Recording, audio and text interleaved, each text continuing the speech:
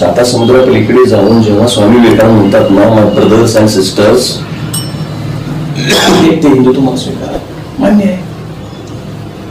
पण शेजारचा माणूस ह्या जातीचा हो बाजूला, ते हिंदुत्व नाहीये, ती मानवता पण नाहीये.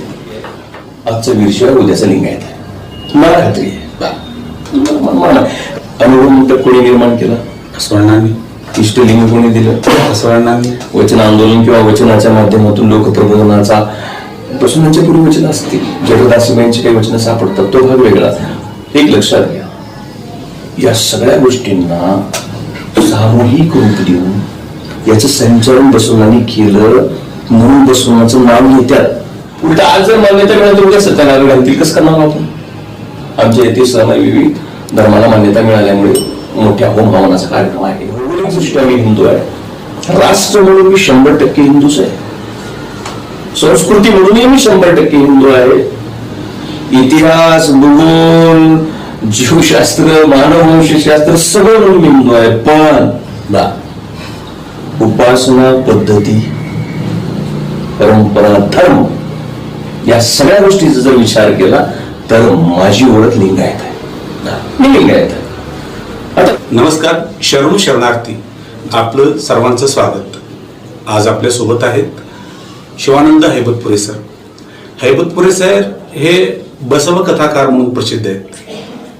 ते यापूर्वी वेगवेगळ्या सामाजिक संघटनांमध्ये कार्यरत होते, परंतु आज ते भारतीय जनता पक्षाच्या प्रदेश प्रवक्त्यापैकी एक आहेत. हैबतपुरे सर अकॅडमिकली म्हणजे शिक्षणानं ते LLB कंप्लीट केलेले आहेत. ते ॲडव्होकेट शिवानंद हैबतपुरे याही पेक्षा बसव कथाकार शिवानंद हैबतपुरे म्हणून घेण्यामध्ये स्वतःला धन्य म्हणतात. बसवादी शरणांवर त्यांची निष्ठा आहे. बसव फिलॉसॉफी आणि शरणांचं तत्वज्ञान याचं प्रचार व प्रसार करण्यामध्ये त्यांनी स्वतःला झोकून दिलेला आहे. आज आपण त्यांच्यासोबत वेगवेगळ्या विषयावर बोलणार आहोत. शिवानंद हैबतपुरे सर, शरणू शरणार्थी. सर्वप्रथम तुमच्याकडून समजून घ्यायचं आहे, आम्ही सोलापूरमध्ये राहतो. सोलापूर हा लिंगायत कल्चरचं केंद्र आहे. सोलापूरमध्ये लिंगायत बहुसंख्य आहेत, ठीक आहे, परंतु तुम्ही जिथून येता म्हणजे विशेषतः मराठवाड्यामध्ये आम्ही जसं हरिकीर्तन करतो, हरिनाम सप्ताह करतो, तसं शिवनाम सप्ताहाची परंपरा आहे. ते शिवकीर्तन करतात आणि तुम्ही तर स्वतः बसव कथाकार आहात. हा काय प्रकार आहे? शिवनाम सप्ताह कशासाठी? त्या आणि मराठी संत परंपरा किंवा एखादा कीर्तनकार एका ओबीवर कीर्तन करतो, तसं शिवकीर्तनावाले कोणाच्या आधारावर करतात? काय ती प्रवाह आहे? महाराष्ट्राच्या सांस्कृतिक रथाची 2 चाक आहेत. एक चाक हा वारकरी संप्रदायाचा आहे आणि दुसरा चाक हा शिवसंप्रदायाचा पर्यायाने मन्मथ संप्रदायाचा आहे. शिवसंप्रदायापेक्षा त्याला संयुक्तिक मन्मथ संप्रदाय हा शब्द वापरणं अतिशय संयुक्तिक ठरणार आहे. कारण अलौकिक असं तत्वज्ञान, मानवी कल्याणाचं तत्वज्ञान, विश्व कल्याणाचं तत्वज्ञान जे प्राचीन काळात वेगवेगळ्या शास्त्रांमध्ये ताळेबंद होतं, ते तत्वज्ञान सामान्य माणसापर्यंत पोहोचवण्याची मोठी किमया संत श्रेष्ठ ज्ञानेश्वर माऊलींनी महाराष्ट्रामध्ये केली. बरोबर. आणि वारकरी संप्रदायाचं ते तत्वज्ञान जनसामान्यापर्यंत पोहोचलं. तद्वतच महाराष्ट्रामध्ये खास करून मराठवाड्यामध्ये शिवयोगी संत शिरोमणी मन्मथ माऊली नावाचे संत 16व्या शतकामध्ये जन्माला आले आणि त्यांनी मन्मथ परंपरेची, शिवसंप्रदायाची सुरुवात केली, बीज रोवली. आणि जे काही आगमिक तत्वज्ञान आहे, प्रागवैदिक तत्वज्ञान आहे, ते तत्वज्ञान जनसामान्यापर्यंत पोहोचता यावं यासाठी कीर्तन परंपरा सुरुवात केली. खरं तर 9 भक्तीपैकी पहिली भक्ती ही श्रवण भक्ती आहे आणि दुसरी भक्ती ही कीर्तन भक्ती आहे. पण भक्तीचं केवळ रूप कीर्तन नाही, तर प्रबोधन हे कीर्तनाचं सगळ्यात मोठं माध्यम आहे, गाभा आहे. आणि तो दृष्टिकोन डोळ्यापुढे ठेवून मराठवाड्यामध्ये मन्मथ माऊलींनी त्याची बीजा रोवली आणि त्याला खत पाणी घालून, घाम गाळून, मोहक प्रयासाने, मोठ्या हिमतीने, धैर्याने त्याला वाढवण्याचं काम राष्ट्रसंत सद्गुरू डॉक्टर शिवलिंग शिवाचार्य महाराजांनी केलं. मी म्हणेन की लिंगायत धर्माचा, मन्मथ परंपरेचा हा भगीरथ आहे की ज्या भगीरथाने 16व्या शतकातली ही पावन गंगा मराठवाड्यात 21व्या शतकात सामान्य माणसाच्या दारापर्यंत आणली. आणि त्याचाच त्या परिवाराचा एक घटक म्हणून राष्ट्रसंतांचा मी शिष्य आहे शिवलिंग शिवाचार्यांचा, आणि म्हणून आम्ही शिवकीर्तन परंपरा करतो. माझे वडील करतात. शिवलिंग शिवाचार्यांच्या कृपेने प्रयत्नाने महाराष्ट्रामध्ये हजारो कीर्तनकारांची फळी उभी राहिली. त्यापैकी मी छोटासा कीर्तनकार म्हणून काम करतोय आणि बसव कथेचे त्याच्याबरोबर काम करतो. आणि या शिवकीर्तनमध्ये तुम्ही सांगितले की मन्मथ माऊली याचे मूळ पुरुष आहेत. मन्मथ माऊलींनी परंपरा सुरू केली. वारकरी संत परंपरेचे जे कीर्तन आहेत ते एखाद्या ओळीवर अवलंबून असतात. एक ओळी घेतात बुवा आणि त्याचं निरूपण करतात. हे शिवकीर्तन करणारे जे काही कीर्तनकार आहेत ते कोणतं ग्रंथ प्रमाण मानतात? धुमाळी, दिडकी, वेगवेगळ्या अभंगाच्या रचना आहेत. आणि तद्वत जसं वारकरी संप्रदायाचा गाथा आहे अभंगाचा, हो, तुकोबारायांचा गाथा असेल, ज्ञानेश्वर माऊलींची अभंग असतील, अगदी चोखा मेळापर्यंत, गोरा कुंभारापर्यंत सगळी संत मंडळी जशी वारकरी परंपरेची आहे तशीच मन्मथ परंपरेचे अनेक संत होऊन गेले. मन्मथ माऊली आहेत, लिंगेश्वर महाराज आहेत, बसवलिंग प्रभू आहेत त्याच्यामध्ये, महादेव प्रभू आहेत त्याच्यामध्ये, शिवदास माऊली त्याच्यामध्ये आहेत, लक्ष्मण महाराज त्याच्यामध्ये आहेत, चन्ना महाराज त्याच्यामध्ये आहेत. म्हणजे वेगवेगळे संत होऊन गेले. त्या सर्व संतांच्या अभंगावरती कुठल्याही एका अभंगाला निवडून प्रासंगिक जो काही अभंग असेल त्या अभंगाला घेऊन कीर्तनकार हा शिवकीर्तन करत असतो. जसं वारकरी किंवा बुवा किंवा वारकरी संप्रदायाचे कीर्तनकार हे त्या गाथ्यावरल्या वारकरी संप्रदायाच्या अभंगावर कीर्तन करतात, तसं शैव परंपरेमध्ये, मन्मथ परंपरेमध्ये आम्ही मन्मथ गाथा जो आहे त्याला आम्ही नाव पण दिले मन्मथ गाथा. वीरशैवांची ती गाथा आहे, लिंगायत परंपरेची ती गाथा आहे, आणि त्या गाथ्यातल्या अभंगावरती आम्ही कीर्तन करतो. आपण आता सांगितलं की एकूण या शिवकीर्तन परंपरेचं आहे. शिवकीर्तन परंपरा वाढवण्यात, रुजवण्यामध्ये अलीकडं गेल्या 10 वर्षापासून आम्ही पाहतोय तुम्ही वेगवेगळे उपक्रमही करता, पदयात्रा करता. विशेषतः त्यात समता संदेश पदयात्रा आहे आणि मंगळवेढ्यापासून ते सोन्नलगीला म्हणजे सोलापूरला येणार ती एक पदयात्रा आहे. काय हेतू आहे याचा? पदयात्रा हा धर्मप्रचाराचा सगळ्यात महत्वाचा भाग आहे. खरं तर पदयात्रा नानकांनी केली, बुद्धांनी केली, महावीरांनी केली. पदयात्रा कुठल्या एका गटाचा, धर्माचा ठेका नाही. लोक जागृतीसाठी सतत भ्रमण करणे हा पदयात्रेचा सगळ्यात मोठा उद्देश आहे. आपल्या लौकिक जीवनातून थोडासा वेळ काढून पूर्णतः ताकदीनं लोक प्रबोधन करण्यासाठी ती केलेली तरतूद आहे. आणि म्हणून राष्ट्रसंत शिवलिंग शिवाचार्यांनी पदयात्रेची बीज ही लिंगायत परंपरेमध्ये मराठवाड्यामध्ये रोवली. ती चापोली ते कपिलधारची, आणि पुढे आम्ही त्याच परंपरेचे पाईक म्हणून समता संदेश पदयात्रा 12व्या शतकामध्ये उर्लिंग पेद्दी नावाचा एक होलार जाती जन्माला आलेला शरण, पूर्वाश्रमीचा महार जाती जन्माला आलेला शरण, बसवण्णांनी आंदोलन पुकारलं आणि त्या आंदोलनाने प्रभावित होऊन उर्लिंग पेद्दीचं परिवर्तन झालं आणि त्यांनी लिंगायत धर्माची दीक्षा घेतली आणि लिंगायत मठावरती आरूढ झाले. म्हणजे 12व्या शतकामध्ये अतिशूद्र ठरवल्या गेलेल्या एखाद्या व्यवस्थेतला व्यक्ती हा स्वकर्तृत्वाने, निष्ठेने, बुद्धिमत्तेने, चारित्र्याच्या बळावरती लिंगायत धर्माच्या एका मठाचा गुरु होतो. उर्लिंग पेद्दी आणि काळावा ही साधी गोष्ट नाही. म्हणजे आज संविधानाचं संरक्षण आहे, बाबासाहेबांची पुण्याई आहे, मेहनत आहे की आज सगळं समाज ठीक आहे. पण 12व्या शतकामध्ये संविधान नव्हतं. अशा वेळेस बसवण्णांनी पुकारलेल्या लढाईमध्ये पूर्वाश्रमीच्या होलार जातीचा, महार जातीचा एक व्यक्ती येतो आणि बसवण्णांनी त्यांच्या योग्यता बघून त्यांना लिंगायत धर्मगुरू पदावरती, कंधारच्या मठावरती बसवतात. म्हणजे ही खूप मोठी गोष्ट आहे. महाराष्ट्र फुलेशाह आंबेडकरांचा जसा आहे तसा महाराष्ट्र हा ज्ञानेश्वरांचा, बसवेश्वरांचा हा देखील महाराष्ट्र आहे, संत परंपरेचा महाराष्ट्र आहे. आणि समतेची बीज ही केवळ फुलेपर्यंत जाऊन थांबत नाही, ती बीज वारकरी संप्रदायाच्या हरिपाठात आहे, ज्ञानेश्वरीत आहे, तुकारामाच्या गाथात आहेत, आणि त्याच्याही पूर्वी ती बीज ही वचन साहित्यामध्ये आहेत. आणि म्हणून त्याचं स्मरण व्हावं म्हणून आम्ही कंधार पासून बसव कल्याणपर्यंत, शरणभूमी बसव कल्याणपर्यंत ही समता संदेश पदयात्रा गेल्या 11 वर्षापासून काढतो. ह्या वर्षी 12 वर्ष त्याला पूर्ण होत आहे. शिवयोग पदयात्रा इकडनं निघते मंगळवेढ्यावरनं, कारण सोलापूर ही लिंगायतांची राजधानी आहे. बसवादी शरणांच्या पदस्पर्शानं, शिवयोगी सिद्धरामेश्वरांच्या तपोबलाने तेजाळणारी ही पवित्र भूमी आहे. आणि म्हणून या भूमीमध्ये बसवण्णांच्या विचारांचा सुवास अजूनही दरवळतोय.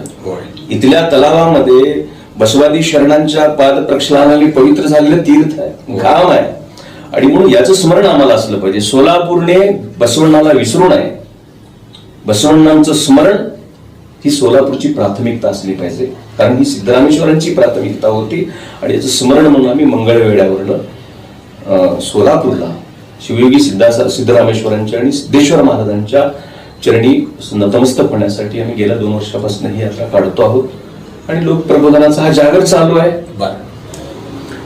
आपण आतापर्यंत शिवकथा ऐकलेत आणि भागवत कथा ऐकलेल्या आहेत. हैबतपुरे महाराज बसवकथा यासाठी प्रसिद्ध आहेत आणि आम्हाला बसवकथा नक्की काय सांगता तुम्ही? बसवण्णांची वचनं सांगता, कथा सांगता, काय 15-15 दिवस तुम्ही जर बसवण्णांच्या चरित्रावर बोलणार असाल काय असेल त्याचं स्वरूप काय आहे? मुळात कसं आहे, पाऊण तासाच्या एखाद्या व्याख्यानातून फार मोठे सामाजिक परिवर्तन घडत नाही.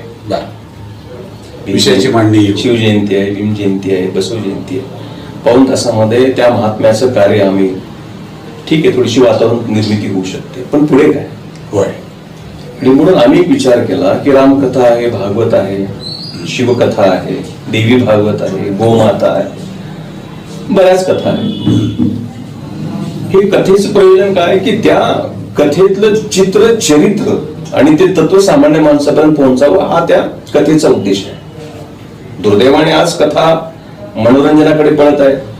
दुर्दैवाने आज कथेचं स्वरूप बदलायला लागलंय. कथेचा जो मूळ हेतू आहे की 7-7 दिवस 8-8 दिवस आमच्या आराध्याला किंवा आमच्या आदर्शाला सगळ्या अंगाने आपल्याला कसं समजून घेता येईल, मग त्यासाठी आम्ही परंपरेची शस्त्र बसली. कथा ही परंपरागत आहे, कथा ही आजची नाहीये. अनेक वर्षापासून कथेतूनच हा देश घडला, कथेतूनच हा समाज घडला आणि म्हणून तीच माध्यमं आम्ही उभी केली आणि महाराष्ट्रातली पहिली बसव कथा ही कुर्ला या गावी आमच्या कंधार तालुक्यामध्ये आमचे भगवान चौडे सर म्हणून तिथे आहेत, त्यांच्या माध्यमातून ही त्या ठिकाणी कुर्ल्यात बसवकथा झाली आणि तिथून मग बसवण्णांचं चरित्र, मानचंदयाचं, चांबारयाचं, ढोर ककयाचं, उर्लिंग पेदींचं चरित्र असेल, फुलारी मादयाचं चरित्र असेल, अनेक अनेक 770 शरणांपैकी वेगवेगळ्या जातीच्या शरणांचं चरित्र आपण त्या बसवकथेमध्ये सांगत असतो आणि त्याला केवळ धार्मिक कार्यक्रम आहे तर तो राष्ट्रीय संविधानाला बळकटी देण्यासाठीचा तो कार्यक्रम आहे. बसवकथा हा राष्ट्रीय उत्सव आहे. बसवकथा ही राष्ट्रीय गरज आहे. संविधानाला बळ मिळण्यासाठी सामाजिक समता असेल की समरसता असेल या दोघांनाही पुढे घेऊन जाण्यासाठी ही बसवकथा सुरू झाली आणि राज्यभरच नाही, आता काल परवा गेल्या महिन्यामध्ये तेलंगणामध्ये हैदराबादला 25 दिवस बसवकथा हिंदीमध्ये झाली. जानेवारीच्या नंतर आम्ही बिहार आणि उत्तर भारतामध्ये आम्ही बसवण्णांना घेऊन हा कथेचा विषय घेऊन तिथं करणार आहोत. जिथेपर्यंत आम्हाला घेऊन जाता येईल परंपरेचं हे आयुध घेऊन परिवर्तनाचं शस्त्र, परिवर्तनाची लढाई आम्ही. बसवण्णांची कर्मभूमी आपण नेहमी सांगतो की मंगळवेढा आहे. ते जन्मले बागेवाडीमध्ये, मंगळवेढ्यामध्ये त्यांनी सुरुवात केली आणि ते बसव कल्याणला गेले महामंत्री म्हणून. गेल्या अनेक वर्षापासून महाराष्ट्रामध्ये चर्चा आहे की मंगळवेढ्यामध्ये महात्मा बसवण्णांच्या नावाचं राष्ट्रीय स्मारक होणार आहे, व्हावं सगळ्यांचीच इच्छा आहे, पण ते होत नाहीये. त्याला राजकीय इच्छाशक्तीचा अभाव असेल आणि इथले जे काही समाज धोरण आहेत ते व्यवस्थेला म्हणजे सरकारला पटवून देण्यात अपयशी ठरले की बसवण्णा केवळ लिंगायत त्यांचे नाही आहेत, हे शाहू फुले आंबेडकरांच्या विचारांचे प्रारंभ बिंदू आहेत. त्याच्यामुळे कदाचित ते रेंगाळलं असावं. आणि ह्या स्मारकाबद्दल तुम्ही कसं? मुळामध्ये एक लक्षात घ्या, the followers defeat their leaders. अनुयायी लोकच नेत्याचा पराभव करत असतात. एखाद्या नेत्याचा, नायकाचा, राष्ट्रनायकाचा, महात्म्याचा, समाजसुधारकाचा पराभव हा दुसरा समाजसुधारक करत नाही, त्यांची अनुयायीच त्यांचा पराभव करत असतात. म्हणून बसवण्णा समजून घेण्यासाठी समाज म्हणून आम्ही कमी पडलो. मग त्याला वेगळी कारण आहे, धार्मिक कारण, सामाजिक कारण, सांस्कृतिक कारण, व्यावसायिक कारण, अनेक कारण आहेत. ऑथेंटिक प्रबोधन झालं नाही. बसव तत्व हे कळायला उशीर झाला. हळकट्टींची कृपा झाली, मेहनत झाली, वचन साहित्य बाहेर आलं आणि मग आम्हाला हळूहळू लक्षात यायला लागलं की नेमकं काय आहे. एक दुसरा मुद्दा असा आहे, या बसवण्णांच्या स्मारकाच्या बाबतीमध्ये म्हटलं तर की बसवण्णाला एका केवळ भाषेमध्ये, प्रांतामध्ये आम्ही अडकवण्याचं पातक केलं किंवा लोक करतात. किंवा जेव्हा एखाद्या महापुरुषाच्या कपाळावर जातीचा शिक्का पडतो तेव्हा तो महापुरुष छोटा होतो, सीमित होतो आणि त्याचा तिथेच पराभव होतो.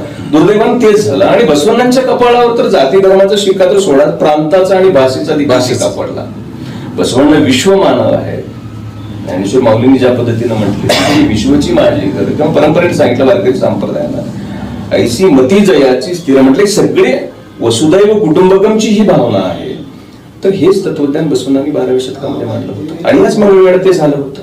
भाषावर प्रांत रचना झाली आणि खऱ्या अर्थानं या इतिहासाला मोठ्या प्रमाणामध्ये खीळ पडली. नंतरच्या काळामध्ये बसवण्णा स्मृतीपटलावरनं बाजूला सारले गेले आणि काही लोकांनी ठरवलेलं आहे की बसवण्णा अजिबात समोर येऊ द्यायचं नाही.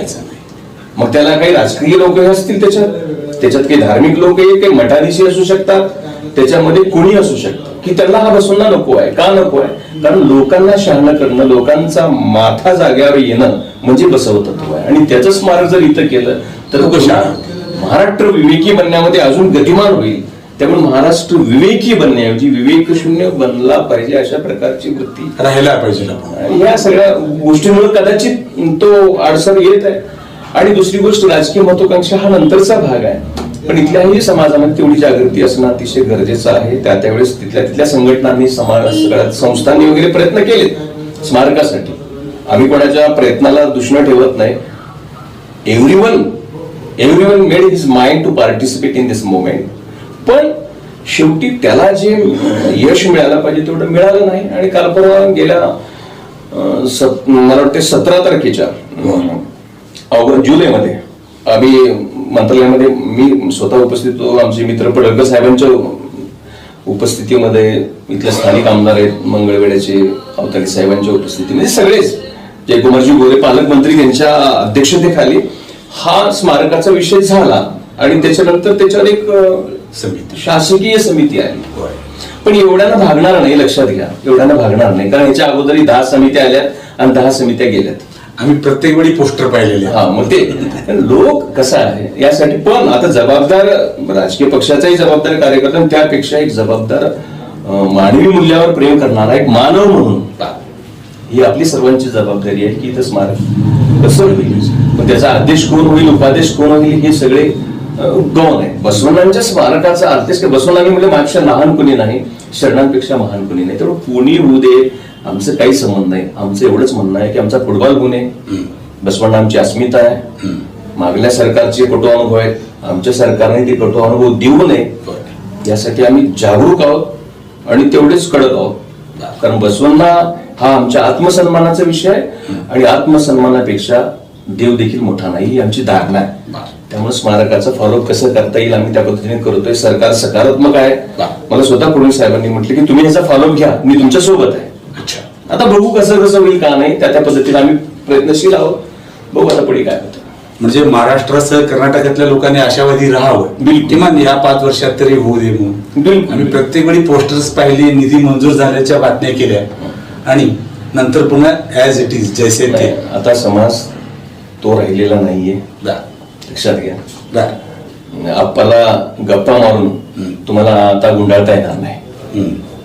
कारण शेजाऱ्याच्या ताटात पडायला लागले, दूर बसलेल्या माणसाच्या ताटात पडायला लागले आणि आमच्या ताटात जर काही नसेल तर ही आग पोटामार्गी मस्तकात जर गेली तर मोठी मोठी साम्राज्य लयाला पोहोचतात. त्यामुळे हा विषय नाहीये. आणि लिंगायत हा खूप शांत समाज आहे, आत्मकेंद्रित आहे, शांत आहे, होलबुडवाला आहे. धर्म, परंपरा, देश, भक्ती सगळं जपतो. तो भोळा महादेव आहे. पण लक्षात घ्या, सगळ्या देवाला राग आल्यावर उतारा आहे, पण भोळ्या महादेवाला राग आला तर त्याचा उतारा नाही, सर्वनाश हाच त्याचा उतारा होऊ शकतो. त्यामुळं याची जाणीव आम्हाला आहे. आम्ही वारंवार आमच्या नेत्यांनी करून देतो किंवा या जातीच्या शब्दावर पाय ठेवू नका. आम्ही तुमच्या पक्षात काम करतोय म्हणजे गृहीत धरू नका, अजिबात गृहीत धरायचं घेणं देणं नाही. कारण बसवण्यापेक्षा कोणीही मोठा नाही. लिंगायत समाज, लिंगायत संस्कृती याच्या संवर्धनामध्ये आणि एकूणच लिंगायत समाजाच्या अभिवृद्धीसाठी म्हणजे विकासासाठी, लिंगायत संस्कृतीच्या जपणुकीसाठी मठांचं योगदान खूप मोठं आहे. आणि या मठ संस्थाबद्दल आपलं काय धारणा, काय असं बघता या मठ संस्थांकडे? एक लक्षात घ्या, भारताची संस्कृती ही नेहमीच परिवर्तनवादी राहिलेली आहे. पूर्ण जगाच्या पाठीवर सगळ्या खंडांमध्ये जम्बूद्वीपातल्या या भारत नावाच्या भारत देशाने नव्या युगाचे कायम स्वागत केलं. चार्वाक आले, स्वागत केलं. महावीर आले, स्वागत केलं. बुद्ध आले, स्वागत केलं. प्रत्येकाचं स्वागत केलं. कारण परिवर्तन हा निसर्गाचा जसा नियम आहे तसा तो मानवी स्वभाव पण आहे. परिवर्तनाला स्वीकारणारा समाज भारतीय समाज आहे. आणि मठ ही त्या काळातली चळवळीची केंद्र होते, परिवर्तनाचे केंद्र होते, संवादाचे केंद्र होते. लोकांनी एकत्र आलं पाहिजे, लोकांनी एकत्र यावं आणि संवाद घडावा यासाठी मठ आहे. मुळात अमरकोश नावाच्या ग्रंथामध्ये मठ या शब्दाची व्याख्या करत असताना त्या ग्रंथामध्ये नमूद केलेलं आहे की मठ कोणाला म्हणावं. हे भगवे कपडे घालून बसते ते मठ नाहीये, मठाची ती पण व्याख्या नाहीये. मग तिथं काय बिना लग्नाची माणसं बसतात म्हणजे मठ संन्यासी, ते पण नाहीये. मठाचा एकमेव अमरकोशामध्ये व्याख्या अशी आहे की जिथे विद्यार्जनासाठी विद्यार्थी राहतात ते मठ आहे. मूळ व्याख्या ही आहे. अच्छा, जीव जगत आणि जगदीश हे समजून घेण्याच्या प्रक्रियेतलं मंथन ज्या ठिकाणी होतंय ते केंद्र म्हणजे मठ आहे. आता मठ त्या त्या धर्माची मठ आज बनली, कारण देशभर ज्याचं वादळ असतंय तो विचार ती मठ स्वीकारायची. महावीराचं वादळ आलं, जैन मठांची स्थापना, काळाभिमुख कपाळाभिमुख जी काही मठ होती ती सगळी जैनांची पताका मठावर लावली. जेव्हा रान पेटलं बुद्धाचं तेव्हा लोकांनी म्हणलं अरे हा विचार परिवर्तनवादी आहे, हा खरा विचार आहे, ऍडव्हान्स्ड विचार आहे, चला त्यांना फॉलो केलं. 30 मठ, बरेचशी मठ, विहारामध्ये पण परिवर्तन, पुन्हा विहार पण बांधली हा भाग वेगळा, पण 30 मठ, त्यातली काही मठ कोणा बसवण्यांच्या काळामध्ये लिंगायत मठ बनली. पण मठाचा हेतू एकच आहे, लोकांचं प्रबोधन. ज्या गावात मठ आहे त्या गावामध्ये कोणी व्यसनी असता कामा नये, त्या गावातल्या घरांमध्ये भांडणं होता कामा नये, त्या गावामध्ये कोणी बेरोजगार होता कामा नये, मठाची जबाबदारी. त्या गावामध्ये कोणी उपाशी झोपता कामा नये, ही त्या मठाची जबाबदारी. म्हणजे मठ आहे गावात म्हणजे गाव नीट आहे. जसं आता तंटामुक्तीची पुन्हा शिष्याच्या घरामध्ये जर भांड जरी वाजलं तरी मठातले स्वामीजी बोलवायचे, या गप्पा या नाही तू यान किरकिर मांडले तरी यान देखणी बघू विचारायचे. आता मठातच किरकिऱ्या बोलल्या त्यामुळे हा भाग वेगळा. बरोबर, काही नसेल तंटामुक्तीचं केंद्र होतं. मठ कनेक्ट होतं आमच्या दैनंदिन जीवनाशी, आम्ही खातोय त्या आहाराशी मठ कनेक्ट होतं. कारण ह्याच्यातला थोडा हिस्सा मला मठाला द्यायचा आहे, कारण मठात विद्यार्थी आहेत, मठात अभ्यागत आहेत, मठात येणारी प्रवासी आहेत. हे सगळं मठाशी संबंधित होतं. माझं लग्न असेल, माझी अंत्यविधी असेल, सगळ्या गोष्टी मठाशी कनेक्ट होत्या. बाळाचं नाव काय ठेवायचं महाराज ठरवायचं, आजही ठरवतो. म्हणजे एवढं कनेक्ट असणार हे मठ परंपरा लिंगायताची बलस्थान आहे. आजही बलस्थान आहेत. आजही कर्नाटकात जा तुम्ही, अनेक मठांमध्ये शिक्षणाचे मोठमोठे संस्था आपल्याला दिसतात, अनेक विद्यार्थी दिसतात. बहुतांश मठामध्ये काही वैभव आहे. हे बसवण्णांनी दिलेली देणगी आहे आम्हाला की मठ ही केवळ हडप करायचं आणि उभं बसल्या जागी झोपायचं साधन नाही, तर मठ परिवर्तनासाठी आहे. बहुजनांची चळवळ. मठात गावात मठ असले की अस्पृश्यता राहता कामा नये, गावात जातीवाद होता कामा नये, भांडण होता कामा नये, हे सगळ्यासाठी मठ आहे. आणि मग ती मठाची धरोहर, ती संस्कृती, ती परंपरा बसवण्णांनी कार्यान्वित केली, जिवंत केली, सकारात्मक केली आणि योग्य मार्गाला लावली. म्हणून मठ परंपरेला आम्ही मानतो. आणि मठ कुठलाही असू दे, गोसायचा मठ असू दे, गिरीचा मठ असू दे, जैनांचा मठ असू दे की लिंगायताचा मठ असू दे, ते बिलकुल पूजनीय आहे आणि ते बहुजनांच्या चळवळीचे केंद्र आहे. पुढंच तुमचा जो राजकीय प्रवास झाला आणि सध्या महाराष्ट्र आणि कर्नाटकमध्ये जे हॉट टॉपिक आहे त्याच्याबद्दल बोलूया. तुम्ही स्वतःला कुठं मानता? तुम्ही स्वतःला लिंगायत मानता की वीरशैव लिंगायत मानता की वीरशैव लिंगायत हिंदूच मानता? या तिन्ही मध्ये शिवानंद हैबतपुरे कुठे आहेत? एक लक्षात घ्या, मुळामध्ये हा जो विषय आहे या विषयाच्या गाभ्याकडे, या विषयाच्या केंद्रस्थानाकडे जायला फारसं कोणी तयार नाही. अभिनिवेश घेऊन आमची भूमिका मांडताना आपण लोकांना पाहतो आहोत. जो परंपरावादी आहे, ज्याला परिवर्तन नको आहे, ज्याला बसवण्याच नको आहे, तो काहीतरी म्हणतोय आम्ही लिंगायत नाही म्हणतोय. किंवा जो अत्यंत पुरोगामी आहे, प्रतीत करतो स्वतःला, आणि ज्याला ही परंपराच नको आहे, मग पुरोगामित्वाच्या नावाखाली कोणी परंपरा करतो. पण ही जमणार नाही. एक लक्षात घ्या, आपल्याला या सगळ्या गोष्टीचा समन्वय साधता आला पाहिजे. कारण त्या त्या काळात त्या त्या परिस्थितीमध्ये महापुरुषांनी समन्वय साधला, बिलकुल साधला समन्वय. शुद्धीपत्राची काय आवश्यकता होती ज्ञानेश्वर माऊलींना? आई बापांनी आत्महत्या केली होती इंद्रायणीच्या डोहात. बघून लोक थुकायची जवळ येऊ देत नव्हते. आळंदीत सगळी परिस्थिती आपल्याला माहिती आहे. शेवटी विठ्ठलपंतांना रघुमाईला आपण मेल्यानंतर आपल्या लेखनात तरी चांगले दिवस येतील, सिंपती मिळेल म्हणून आईवडिलांनी आत्महत्या केली. नाही मिळाली सिंपती, त्रास जास्त झाला. हे कर्मठ व्यवस्थेचे जे लोक होते ज्यांना असं वाटत होते की देव माझ्या कुलपात बंद आहे आणि पुस्तक माझ्या कपाटात बंद आहे आणि मी म्हणेल तेच कायदा आहे, तोच धर्म आहे, असे जे धर्मवार्तंड होते त्यांना दया नाही आली साहेब. विचारलं सोपन भावाने विचारलं माऊलींना की पण माऊली गरज काय आपल्याला शुद्धीपत्रकाची? निवृत्तीनाथाने म्हणे आम्हाला शुद्धीपत्रक देणारे हे कोण? माऊली हसले, म्हणले तसं नाही दादा, तसं नाही. ज्या समाजात परिवर्तन आम्हाला करायचं आहे त्या समाजासाठी अभिप्रेत आहे, ही मान्यता आवश्यक आहे. आपण you was not going to surrender, ते सरेंडर होत नव्हते. पण यांनी काय म्हणलं, हे मान्यता मिळाल्याशिवाय लोक आपलं कसं ऐकतील? आपली गुलामी तर तुटून जाईल कसं? काय हरकत नाही, ज्ञानप्राप्ती झाली. पण हजारो करोडो लोक जे बाहेर गुलामीत खितपत आहेत, त्यांची बाळ झाडी रेंगाळत होती, पुढची पिढी रेंगाळतील, मग आपण त्यांच्यासाठी शुद्धीपत्रक मला का?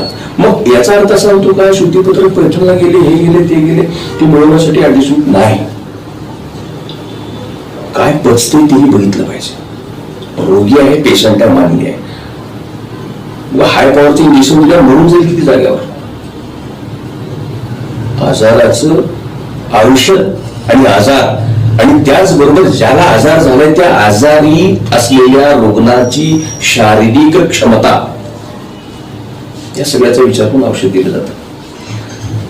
मुळात हिंदू हा धर्म आहे की संस्कृती आहे की परंपरा आहे, या बाबतीमध्ये सुप्रीम कोर्टाचा निर्वाळा आहे. मला गरज नाही कोणाकडे द्यायची की हिंदू म्हणजे काय. सावरकरांनी भूमिका मांडली, पुण्यभू पितृभूश्चैव सवय हिंदी स्मृता सांगितले. हिमालयम समारभ्यम याद बिंदू सरोवरम तम दैव निर्मितम देशम भारतम प्रचक्षते. ज्याला पुण्यभू पितृभू म्हणतात ते ठीक आहे. दुसरी महत्वाची गोष्ट किंवा ही संस्कृती आहे, एक मोठी व्यापक परंपरा आहे, त्याला मी धर्म नाही म्हणू शकत. जिओग्राफिकली मी हिंदू आहे, वंश म्हणून मी हिंदू आहे, वंश म्हणून हिंदू, सिंधी हिंदू, भौगोलिक दृष्ट्या मी हिंदू आहे, राष्ट्र म्हणून मी 100% हिंदूच आहे, संस्कृती म्हणूनही मी 100% हिंदू आहे, इतिहास, भूगोल, जीवशास्त्र, मानववंशशास्त्र सगळं म्हणून मी हिंदू आहे. पण उपासना पद्धती, परंपरा, धर्म या सगळ्या गोष्टीचा जर विचार केला तर माझी ओळख लिंगायत आहे. मी लिंगायत आहे. आता राहिला प्रश्न वीरशैवांचा. एक लक्षात घ्या, शैव, शाक्त, कपालक, पाशुपत हे सगळे पंथ आहेत, सेक्ट्स आहेत. आता नंतर हे प्रत्येकाचे विशिष्ट लोकांची मक्तेदारी निराश ठरली. विद्यायाम शिवरूपायाम रमणते विशेषतः ते वीरशैव आहेत, जे शिवाच्या विद्येमध्ये रममाण होतात, जे शिवाला मानतात. मग लिंगायत कोण? थोडस सिव्हिलाइज्ड, थोडं फॉरवर्ड, त्यांनी फ्लेक्झिबल असले, थोडस ईस्ट लिंगाच्या रूपामध्ये. पंचसूत्री लिंग होते पूर्वी. शुद्ध स्फटिक लिंग, स्थावर लिंग, चंद्रमौळेश्वर लिंग, आत्मलिंग, बऱ्याच गोष्टी होत्या. पण Ishtalinga Basavanna, this is the concept of only Basavanna and it discriminate. हे इष्टलिंगाचं आम्हाला सुद्धा बाहेर काढतात. We are something else, we are something different. आम्ही कोणतरी वेगळे आहोत. आपला मुद्दा आहे की तुम्ही लिंगायत आहात, वीरशैव लिंगायत आहात की वीरशैव लिंगायत हिंदूचा आहात. आम्ही हिंदू बद्दल ह्या गोष्टी सांगितल्या. वीरशैवाबद्दल, वीरशैव लिंगायताबद्दल पोलीस स्टेशन मध्ये पोलीस अधिकारी पोलीस राहते, गल्लीत आले की दोस्त होते, बायकोपाशी मिरकी नवरा होते, पोरापाशी मिरकी बाप होते, पोरापाशी पोलीस होणार आणि बायकोपाशी नागरिक होणार भारताचा नाही. मला काय म्हणायचं, राष्ट्र जीवनामध्ये जीवन जगत असताना राष्ट्रापुढली समस्या, समाजापुढल्या समस्या, संस्कृतीपुढल्या समस्या, ह्या सगळ्या समस्या माझा वेगळा रोल ठरवत असतात. रोल वेगळा. 16व्या शतकात माझा रोल काय होता, समाज तोच होता, पण रोल काय होता? एक चाक संस्कृतीच्या जोरात फिरत होता, दुसरा बंद पडला होता. महम्मद स्वामी म्हणलं सगळं बंद करा, ही चाक फिरवा. त्यावेळेस आम्ही वीरशैव होतो सर. महम्मद स्वामीच्या काळात रोल तो होता आमचा तिथे. 12व्या शतकामध्ये आम्ही लिंगायत शरण होतो. लिंगायत पण नाही, शरणच होतो आम्ही. मोमेंटमध्ये होतो आम्ही. तो रोल वेगळा आहे. आता विषय काय? आता ही जी दुकानं बनलेली आहे, वीरशैव म्हणल्यानंतर माझं प्रॉडक्ट जास्ती विकेल, लिंगायत म्हणल्यानंतर माझं प्रॉडक्ट जास्ती विकेल, आणि हिंदू म्हणल्यानंतर ही सगळंच दुकानं माझ्याकडे येऊन बसतील. हे नाही हा विषय. कृपया याला राजकीय परिप्रेक्षातून पाहणं हे वीरशैवांच्याही समाज धोरणांचा अपमान आहे, लिंगायताचा अपमान आहे, आणि हिंदू परंपरेचाही अपमान आहे. आणि राष्ट्र म्हणून, संस्कृती म्हणून, भूगोल म्हणून, इतिहास म्हणून निश्चित आम्ही हिंदू आहोत. पण पंथ जेव्हा येतो तेव्हा मी वीरशैव असतो, पण तो पंथ आहे आमचा. देश पंथांमध्ये देखील विभागला गेलेला आहे. उत्तर भारतामध्ये वैष्णव पंथ आहे, दक्षिण भारतामध्ये शैव पंथ आहे. मी दक्षिण भारतातून आलोय सर. जरी महाराष्ट्रात असलो तरी माझी परंपरा दक्षिण भारताची आहे. मग दक्षिण भारतात शैव पंथ आहे, त्यात तोच घटक आहे वीरशैवांचा. पण त्याच्यामध्ये आणखी नवीन मॉडिफिकेशन केलं. बाबाचं प्लॉट होतं, पोरांना बांधलं. घर कोण बांधलं? पोरांना बांधलं नाही, पण बाबाचं वाढत बाबानेच घेतलं. आज्याचा प्लॉट होता, बाप बांधला. पुढच्या पिढीत नातवाला असं वाटलं की हे बरोबर नाही. 4 माणसं आल्यावर बसायला आणि यायचं म्हणलं, टॉयलेट नाही, बाथरूम नाही. मग नातवानं काय केलं? समजूच पाडलं. बसवला नावाचा नातू होता, जागा महादेवाची होती. बसवला नावाचं नातवानं सगळं पाडलं. त्याच्यातलं छावण्या, काही दगड, काही इटा, जे गरजेचं होतं ते घेतलं. षटस्थल गरजेचं होतं घेतलं, पंचाचार घेतलं, सगळं घेतलं. नवीन बांधकाम सगळ्यांना इवन इवन. आणि जस्ट मॉडिफिकेशन आहे, अपग्रेड आहे. त्यामुळे याच्यात वाद आहे असं मला वाटत नाही. आणि वाद असेल तर त्या लोकांची त्यांची स्वतःची आर्थिक आणि सगळे सामाजिक आणि परंपरेने माझं पोरग, माझ्या भावाचं पोरग, माझ्या जातीचं माणूस मोठा बसलं पाहिजे, मग हेच रेटून लावलं पाहिजे, तेच रेटून लावलं पाहिजे. ही अशी जी विकृती घुसली ना, या विकृतीमुळं ही सगळं परिस्थिती. पण अरे कोणीका राहत नाही, पण आमची पोरं दारू पिलेत की त्याचं कसं? हिंदू म्हणला आम्ही हिंदू आहोत, म्हणजे त्याला फीस नाही की आम्ही कसं करावं? मी वीरशैव आहे सर. पोरीचं लग्न म्हणायला वे कसं करू? आता कोणाकडे सांगू मी? आम्ही लिंगायत चला, मी स्कॉलरशिप मिळायला पैसे नाहीत, काय नाही, दाबला पैसे नाहीत, कसं करू? त्यांची शाश्वत उत्तर पाहिजे. मी काय झालं मी तुम्ही काय म्हणणार आहे? तसं नाही. शेवटी मलाच बघावं लागेल, मलाच करावं लागेल. तर मला वाटते this is not a political issue. Hindu, Veerashaiva, Lingayat आणखी कुठला सेक्ट असेल, हा सगळ्या राजकीय परिप्रेक्षाचा विषय नाहीये. हा माझ्या उपासना पद्धतीचा विषय. भारतीय संविधानाला अनुच्छेद 25 पासून 29 पर्यंत हे सगळे अधिकार मला दिलेले आहेत. मला धर्माला मान्यता काय आम्हाला आवश्यकता नाहीये सर. मला धर्माला मान्यता कोणालाही मिळता येत नाही, कोणालाही अधिकार नाही. तुमच्या धर्माचं पालन करण्याचा अधिकार तुम्हाला संविधानाला दिले की हो. एनओसी आले मला देवळात जायचं, पूजा करायचं आहे, तहसीलदारची एनओसी पाहिजे का? नाही ना. संविधानाने सांगितलं मला याची पूजा करायची, मी करू शकतो, तिची पूजा करायला करू शकतो. राहिला विषय इथं काय आहे की परंपरेनं आमची उपासना पद्धती अल्पसंख्याकांमध्ये येते. आम्ही संख्येनं कमी आहोत, त्यासाठी आम्हाला विशेष सुरक्षित दर्जा नाही, सुरक्षेची आवश्यकता आहे. आणि विशेष सुरक्षा पाहिजे असेल तर त्याला दर्जा लागतो. पहिल्यांदा हे ठरवावं लागेल की नेमकं हिंदू या परिप्रेक्षातून बघत असताना नंतरच्या काळातले हिंदुत्व वेगळे, आम्हाला अपेक्षित हिंदुत्व वेगळं आहे. मुसलमानांची घरं जाणं हे जर हिंदुत्व असेल तर that's wrong, that's total wrong. आमचं हिंदुत्व हे तुकोबारायांचं हिंदुत्व आहे. जे कारण झाले गांधले तयासी म्हणे जो आपुले, तोची साधू ओळखावा, देव तेथेची जाणावा. हे हिंदुत्व तुकोबारायांचं आमचं हिंदुत्व आहे. दुरितांची तिमिळ जावं, विश्व स्वधाव सूर्य पाहू. ज्ञानेश्वर माऊलीचं हे हिंदुत्व आमचं हिंदुत्व. हे जर हिंदुत्व नाही, कोणतं Hindutva? After you have to decide exactly which Hindutva you are talking. We are going to accept which Hindutva, we are considering which Hindutva. आम्हाला ठरवावं लागेल आम्ही कोणतं हिंदुत्व स्वीकारतोय बाबा. राजकीय हिंदुत्व, आर्थिक हिंदुत्व नाही. ईशोपनिषदाचं पहिलं श्लोक आहे साहेब, ईशावास्यमिदं सर्वं यत् किंचित जगत्. ईशोपनिषदाचं पहिलं सूत्र आहे, ईश्वर सगळीकडे व्यापलेला आहे, तो सगळ्यात आहे. साता समुद्रापलीकडे जाऊन जेव्हा स्वामी विवेकानंद म्हणतात ना, माय ब्रदर्स अँड सिस्टर्स, ते हिंदुत्व मला स्वीकार मान्य आहे.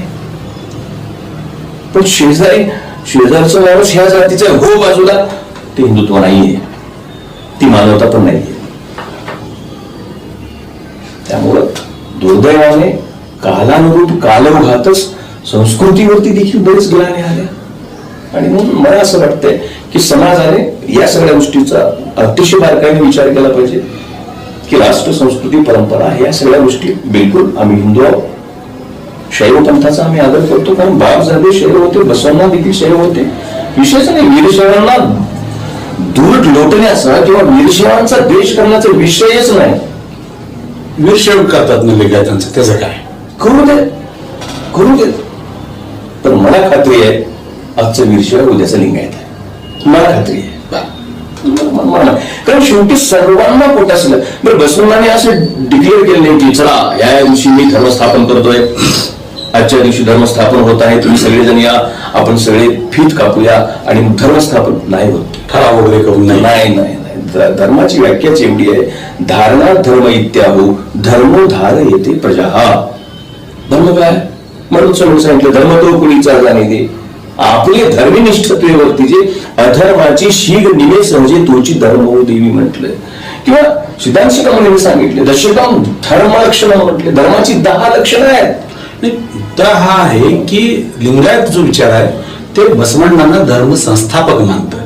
दावाच त्यांचा आहे, म्हणजे त्यांचा अजेंडा आहे. बसवण्णा हे धर्म संस्थापक आहेत, वचन ही धर्माचीच धर्मसंहिता आहे. ह्याच्याकडे तुम्ही कसं बघता? जर ह्या सगळ्या गोष्टी असतील तर अनुभव म्हणतात कोणी निर्माण केला? बसवण्णांनी. इष्टलिंग कोणी दिलं? बसवण्णांनी. वचन आंदोलन किंवा वचनाच्या माध्यमातून लोकप्रबोधनाचा, बसवण्याच्या पूर्वी वचन असतील, जगदासीबाईंची काही वचनं सापडतात, तो भाग वेगळा. एक लक्षात घ्या, या सगळ्या गोष्टींना सामूहिक रूप देऊन याचं संचालन बसवण्याने केलं म्हणून बसवण्याचं नाव घेतात. त्यांना म्हणला बसवण्णा मी करला म्हणून. महावीर वर्धमान जैन धर्माची किती कीर्तन करायत,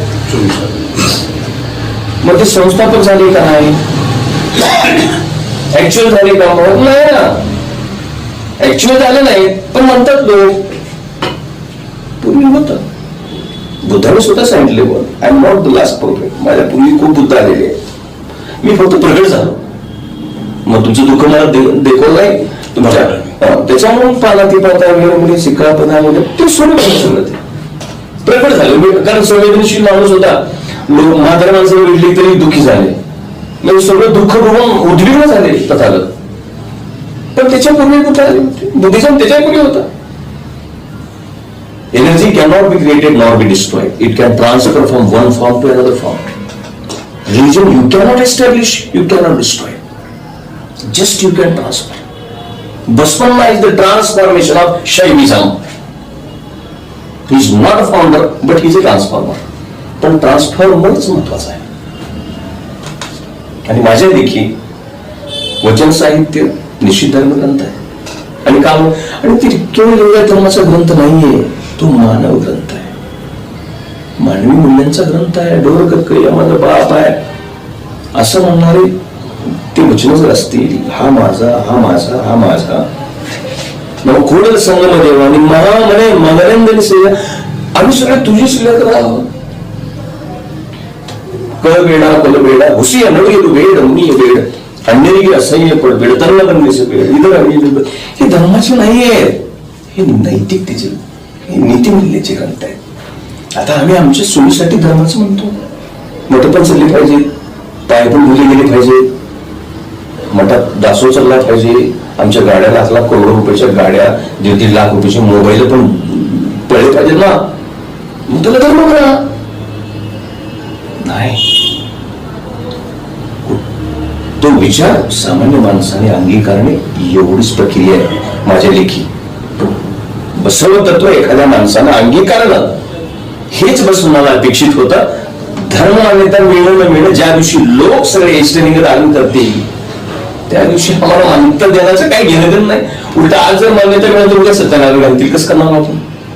आमच्या येथे सहमाविवी धर्माला मान्यता मिळाल्यामुळे मोठ्या होम हवनाचा कार्यक्रम आहे असं लिहू शकतो.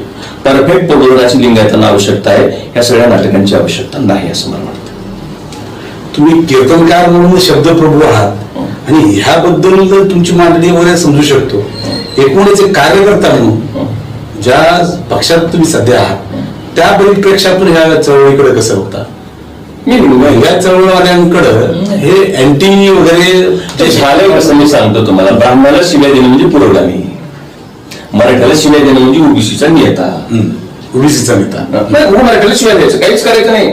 कोणाच ओबीसीला ही मोठी द्यायची नाही तुम्ही. मराठ्याला शिव्या द्यायचं, झालं ओबीसीचे नेते.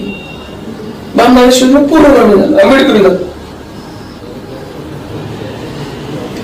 महाराष्ट्राला या दलदलीतून बाहेर काढावं लागेल. महाराष्ट्राला अगोदर दलदलीतून बाहेर काढावं लागेल. कुठलाही टोकाचा वाद हा अमानवीय आहे हे लक्षात घ्या. कारण शेवटी ते तत्वज्ञान मानवासाठी आहे. मानवच संपला तर ते तत्वज्ञान म्हणजे चाटायचं आहे काय होऊ शकतं नाही. माणूस टिकला पाहिजे. आणि मी ठीक आहे, राजकीय पक्षात काम करतोय मी, मला आवडलं देवेंद्र फडणवीस आवडला मला साहेब, चला संवाद आहे, पडकर माझे दोस्त आहे. बरं काही गोष्टी मला लातूर जिल्हा इकडे तिकडे ह्या सगळ्या मराठवाड्याच्या भाषेत त्या भागात बघितलं प्रस्थापित विस्थापित मी कुठे का नाही. ठीक आहे, मी म्हणलं तुम्हाला पोलीस स्टेशनमध्ये पोलीस घरी आले की तिथं आमचा विषय तो आहे.